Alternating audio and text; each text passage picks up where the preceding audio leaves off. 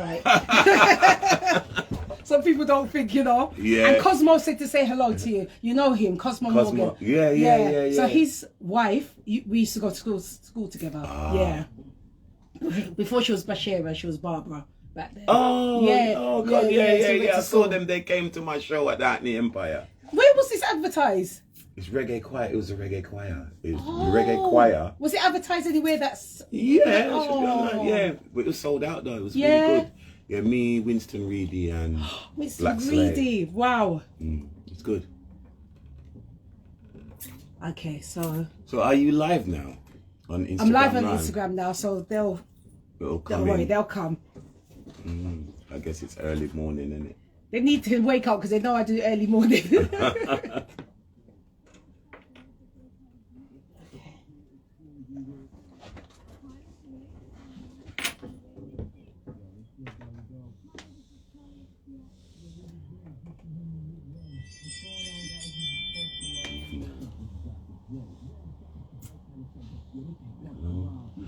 Yes, my people, Daddy Tip here. I am on Facebook Live. Yeah, Love the Beat Radio. Love the Beat Radio. Yeah. Okay. Just have to wait.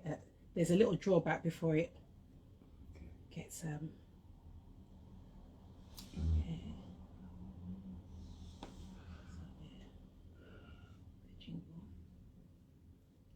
Welcome, not clear. Good morning, people. Good morning. Good morning. I am on Love the Beat Radio doing an interview. Welcome to the Goddess Jazzy Show. Good morning, everybody. What a great morning.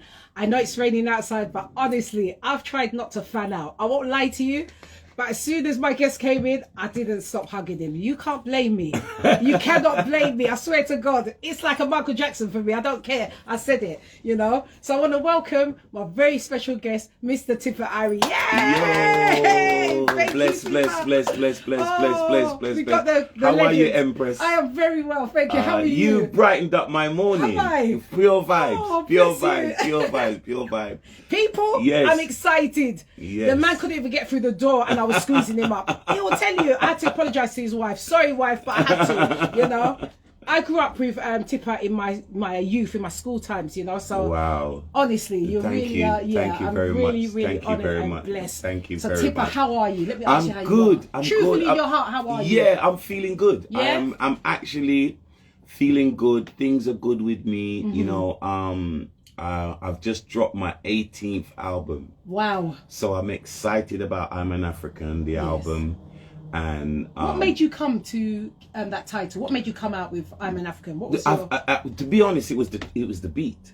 It was the beat. When I the tune is produced by some guys called OBF, and they're from France. Oh. And they're like a huge sound system in France. Yeah. And they came to my studio in London and they played me the track. I said, "Oh, Tip, we want you to voice. We want you on our album." So I said, "Okay, no problem. Let me have a listen to it." So I listened to the tune, and they wanted me to kind of come with some American trap, kind of.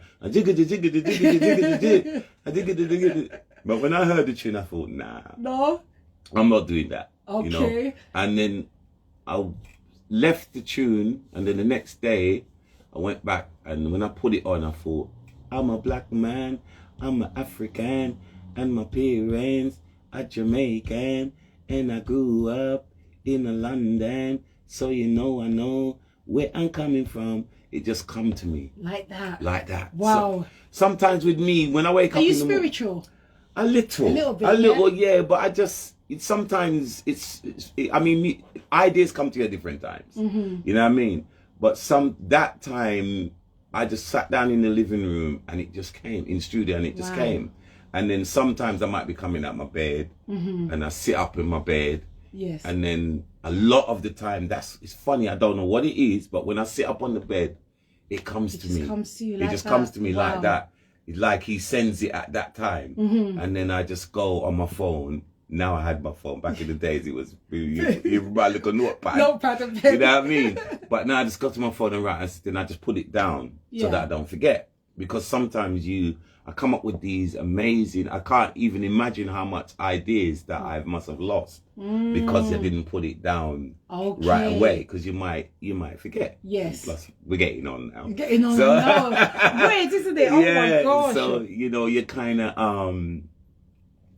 of, but anyway, that just came to me. Yeah. And I wrote the song. When I wrote the song, I didn't finish it. I played him half of the tune. I wrote half of it. And he went, that's it. You know what I mean? So I'm like, okay. So then I finished the lyrics. But, and then it's just bigging up Africa. We're our ancestors.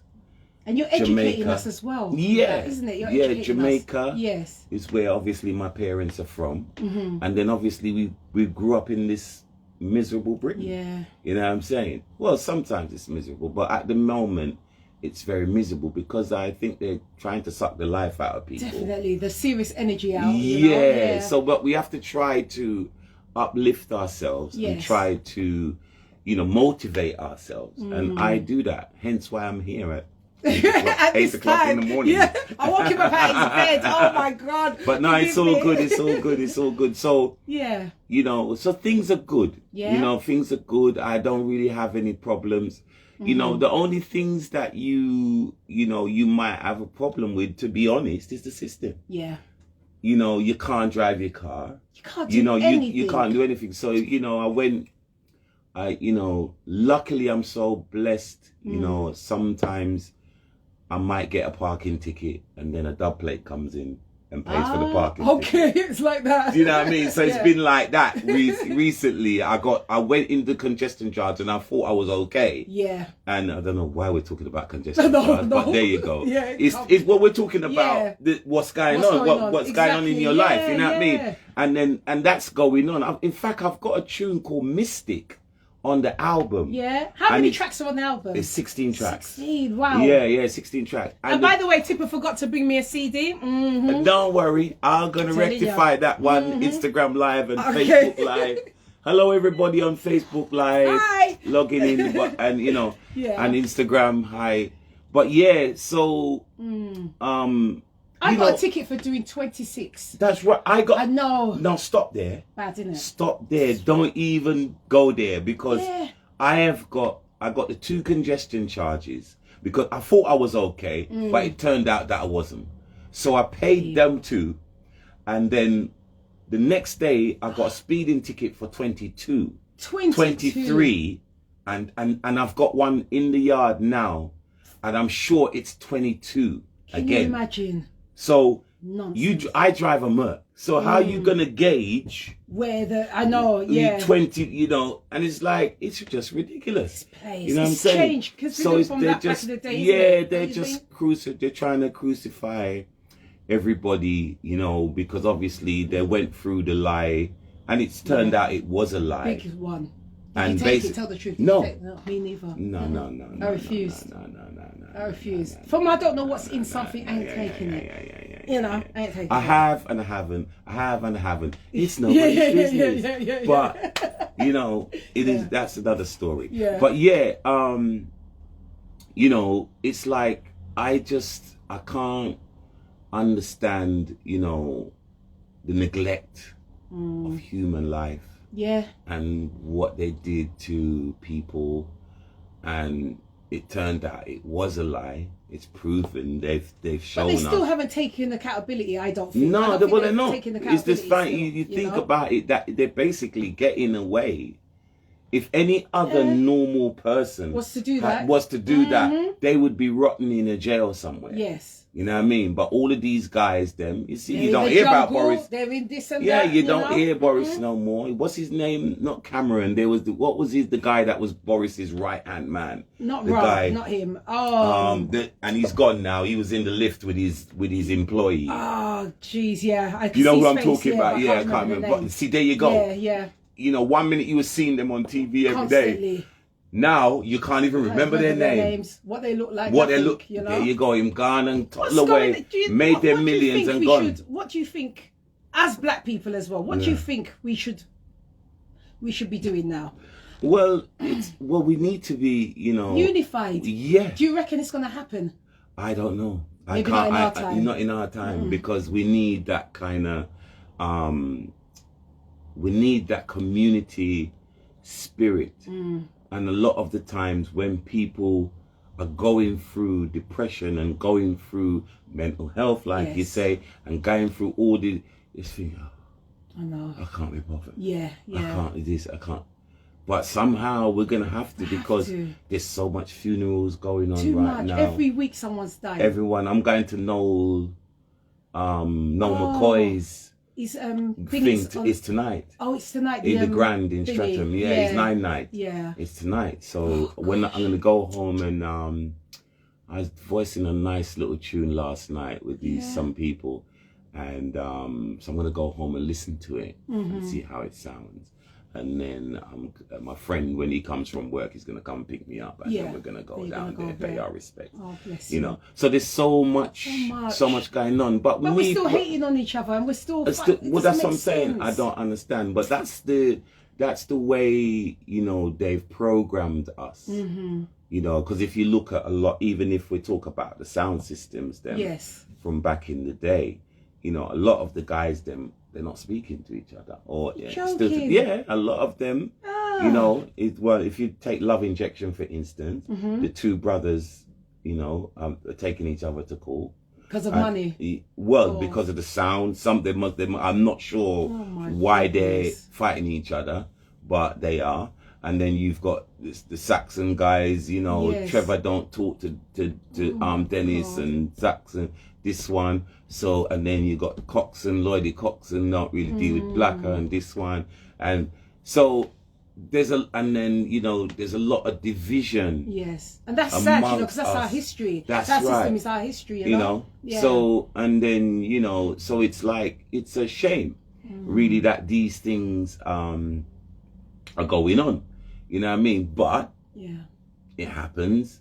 And, you know, we have to try to move on and try to be positive. Yes. You know what I mean? So that's what I do. I just try to be positive. And, not get you know, you don't get involved. It would be lovely if we all loved each other. And because together we're strong, aren't we? Very strong. We're strong. And the system knows that. That's why they have to break us down. And then it could be not even just the brothers. It's sisters hurting their baby father, a disrespect. Where's that baby happened, mother? You know? It's mad. So it's like that, you know. To be quite honest, it's been that in my life.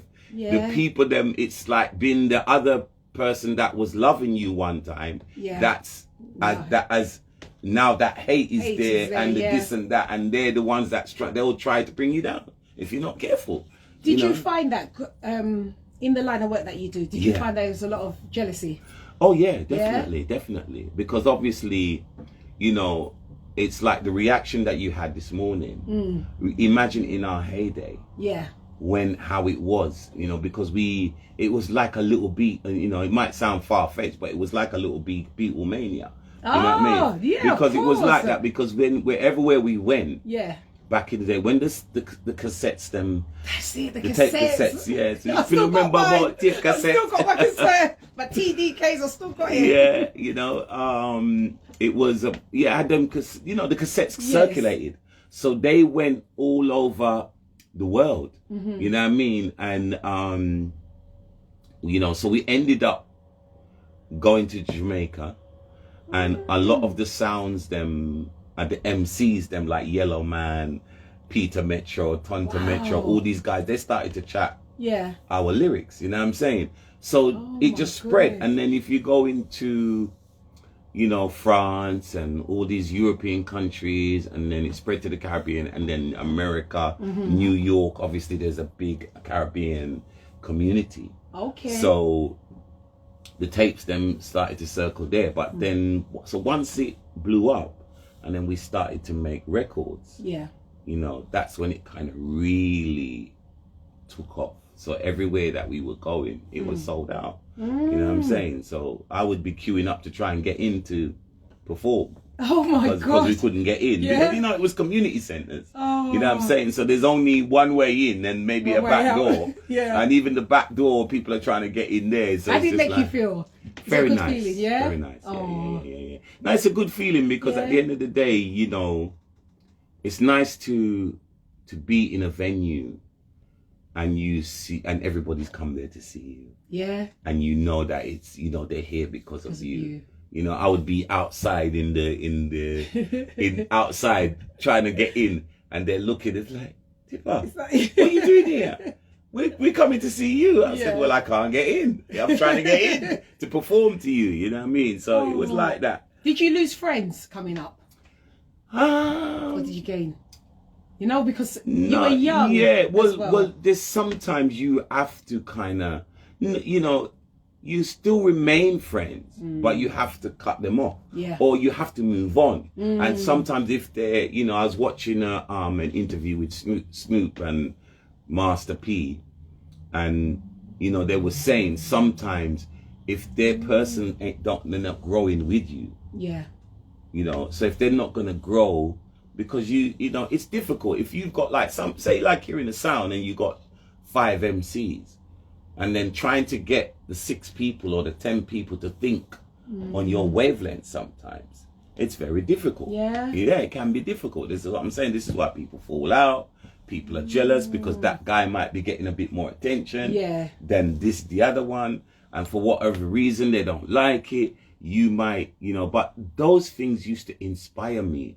It's like I was on Saxon. You had Maxi Priest, you had Papa Levi, you had Smiley Culture coming through, all these talented people. Yeah. So when I left, because I was on King Tubby's sound in Brixton. Yeah. Oh my God. Do you remember King Tubby's sound? Yeah, I was on that sound, and I'm sure you must remember Sir Lloyd as well. Yes, sir. Yeah, Sir Lloyd is where I made my first tune. That's Coxon. So no, that's Lloydie Coxon. Lloydie Coxon, okay. So there's Lloydie Coxon that runs Coxon sound. Oh, right, okay. And then you've got Sir Lloyd, which is LGR. So he produced, you know, Paulette Taja, you know, early Peter Huntingale, early, you know, Whole Smooth. Smooth, and get the smooth, smooth, make with me. Just wait to sing. You remember that tune there? Horsey, he produced that tune. Okay. And then I did a tune called I was on the B side of a tune called My Valentine. My Valentine, I'm gonna make you mine. You hear that in the club, I'm sure. It's like a lover's rock tune anyway, but that was my first ever tune. But I was on, so I used to go to Sir Lloyd blues dances, and then I linked up with, I don't know if you know a sound called MJR Roadshow, Mikey. Well, his brother, he had a sound back in the day called Mikey Dread, and you must remember the singer Mikey Dread. But Mikey Dread is he was the brother of Cecil. It's the Rennie brothers. So Mikey, I used to DJ on his sound, and then his big brother is Cecil from King Tubby's. So he brought me to King Tubby's and said, you need to listen to this youth because he's talented. Yeah. So I used to just go to there, and then I was on there for a while, and then I think I was at Ferndale Sports Centre where I met Lloyd Francis, Musled, and Dennis Rowe. And they brought me to Saxon. You know what I'm saying? And Saxon's been going a long time then, isn't it? Yeah. Must be over 45 years or something like that now. Wow. From in the 70s now. And so they brought me there, and then it just kind of really took off. And so did you know you always wanted to be in music? Yeah. Because my dad had a sound, innit? Oh, did and he? we used to run the local one of the local shubins in Brixton. So I grew up with all that, with all of the sound system vibe. But that sound was called Musical Messiah. You know what I mean? Powerful name. I like it. Yeah, and you know, I feel I might bring back the name. I think you should set up a sound Messiah called, you know? Musical Messiah. You know, and so they were happy with your choice of your they were happy. Your family no man, definitely, and because my dad loved the music, and he went back to Jamaica when I was about 16, 17. And you know, so from there he kind of like, I just said, you know what, I'm just gonna continue because I love the music. But my mum got me a job, God rest her soul. She got me a job mixing cement. I was doing a labouring job when I left school. Yeah. She said, you know, I sit down in the house, I know you do music, But you need to have some money and come in at the house. Yeah. So she was friends with a guy called